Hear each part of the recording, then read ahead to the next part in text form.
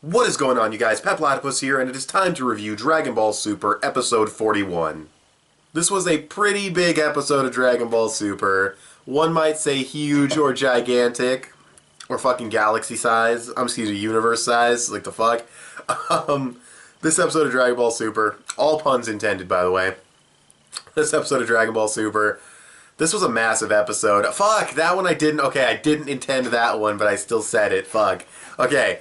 This one, but it was a massive episode of Dragon Ball Super. We get the end of the tournament, we get set up for a multi-universal tournament involving all 12 universes, and we get the big bad dragon god himself, plus, you know, the wish being granted and everything. So in terms of, and we get character development for Beerus, which I'll get into in a second.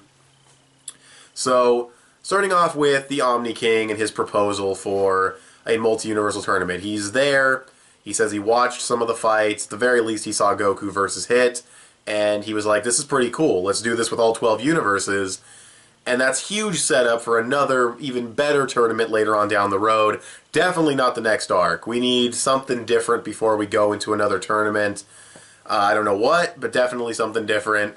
But, yeah, I'm thinking probably 1, 2, maybe 3 filler episodes, you know, quote-unquote filler episodes, just to be kind of like a cool down, you know, just some fun shit, and then maybe set up the next arc within those episodes and then get going, but not a tournament, not that fast. But it would be cool to see the return of Champa's team and Beerus' team.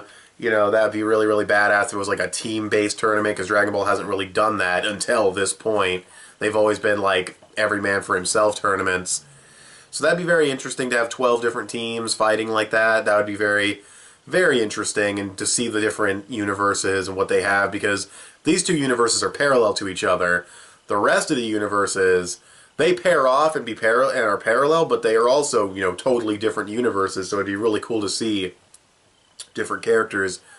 You know, so with all that said, the setup for the tournament is big, it's massive. Not as massive as what I'm going to talk about next. All puns intended, once again. The fucking, the dragon, it's insane. Like, I've heard that Gurren Lagann is massive. I don't know how massive. I want to say Galaxy, but I could be wrong. I haven't seen Gurren Lagann. I should probably watch it, because I've heard it's really, really good, but I just haven't. I think it's on Netflix. I'm not sure, whatever. I haven't seen Gurren Lagann, but I've heard that it's massive. Like, the Gurren Lagann itself. I think that's a thing, I don't know. I've heard it's fucking huge, like a galaxy size, don't quote me on that. This thing had galaxies surrounding it, alright? So this might be the biggest thing in anime. Not too, I was gonna say not too big on that. Jesus Christ. Help me. The puns, too much, there's too many big puns. It's okay that it's that big, I guess. It's not really that much of a bother, but it is a little weird that it's just so over-the-top massive. But, like I said, whatever. And they're inside of him, and they meet up with like this kind of regular Shenron-sized spirit, and basically Beerus, and this is where I get into his character development, he wishes for Champa's Universe 6 Earth to be back, and to be just like the Earth of Universe 7. And of course, his dragon can do anything, so he does it. And this is very interesting, because it's not just that, oh, he did something nice for Champa, which some people might take it as he just did something nice for him. And, you know, he plays it off as, I just wanted him to owe me one, which may come back later in the story. And maybe he did just want Champa to owe him one, because Beerus is, you know, it's kind of unpredictable what his motivations are, unless it's food. But, also, no, it's not just that. He didn't just, you know, do something nice for Champa. He brought back civilization to Earth. He brought back multiple species, you know, like all the fish, all the deer, all the monkeys, all the humans, all the fucking animal people, the dinosaurs. He created, well, he didn't create it, the dragon created it, but he told the dragon to create life. The god of destruction, Beerus, told the dragon to do that. That is massive character development for Beerus. Just absolutely insane. And we've seen hints to it. It's not like it's that big of a shock, because we know he's been changing over the course of the story, especially considering that Dragon Ball Super, at least in my opinion, has been depicting him a little bit more dickish than the Battle of Gods movie did.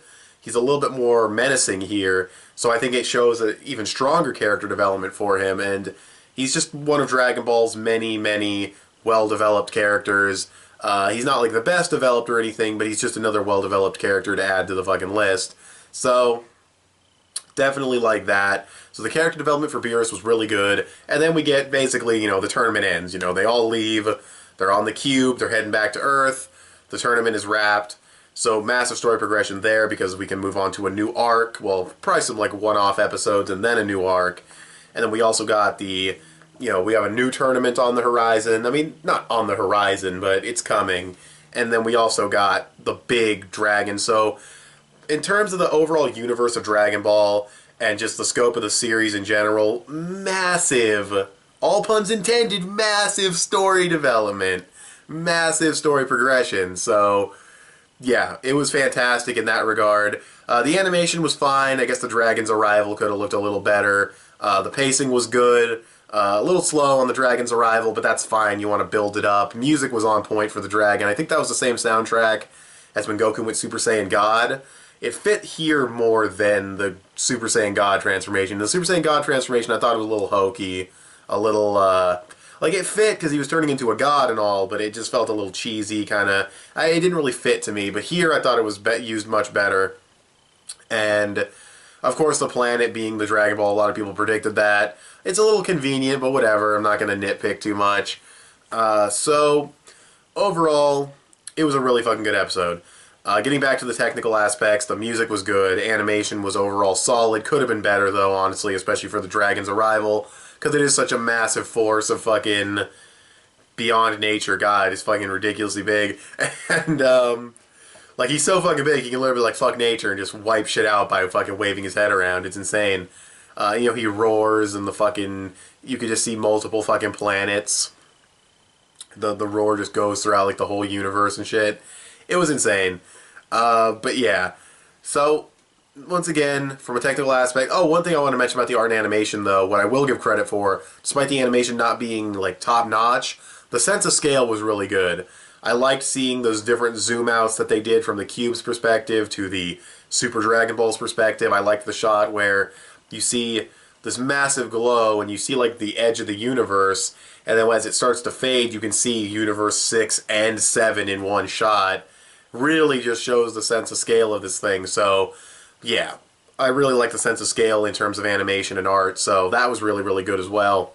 But yeah, story progression, incredible. Just massive setup for more to come. Character development, once again, the animation was fine, serviceable, could have been better. Sense of scale was great, music was great as always. Overall, this episode was fantastic. It's really, honestly, one of the best episodes of Dragon Ball Super from a plot progression standpoint, from an objective standpoint. I really have no choice but to give it like a 9 to 10 out of 10. Easily an amazing to incredible, whatever you want to call episode. Not an 11 because, I save the 11 for episodes that really hit me personally. I think that's where the 11 comes into play, is it doesn't just need to be like a perfect episode from a reviewer's perspective, but for me personally, I have to look at this episode and be like, wow, that was, on top of all that other stuff, it was just insane. So 11 out of 10 is basically a biased score. That's basically what I'm getting at. But when you say it like that, it's not as fucking graceful as it blew my mind. But anyways, rambling over. This episode of Dragon Ball Super was fantastic, so I'm going to give it a 9.5 out of 10. Amazing episode of Dragon Ball Super. So, with all that being said, what did you guys think of this episode of Dragon Ball Super? Please tell me in the comment section below. What do you guys think is going to come up next before we get to the Multi-Universal Tournament? I'm very curious to hear what you guys think. Yeah, that's pretty much it. So, tell me in the comment section below. You can also follow me on Instagram or add me on PSN. I'm petplatypus on both. Give this video a thumbs up and share it on social media. Both those would help me out a lot. You can subscribe if you haven't already, or if you like what you've seen here. As of this recording, one more subscriber to get 200. So please, if you're watching this video and you got this far, I mean, fuck, if you got this far, you must have at least liked it a little bit. So go ahead and hit the subscribe button, and I will talk to you guys later. Thanks for watching. Bye.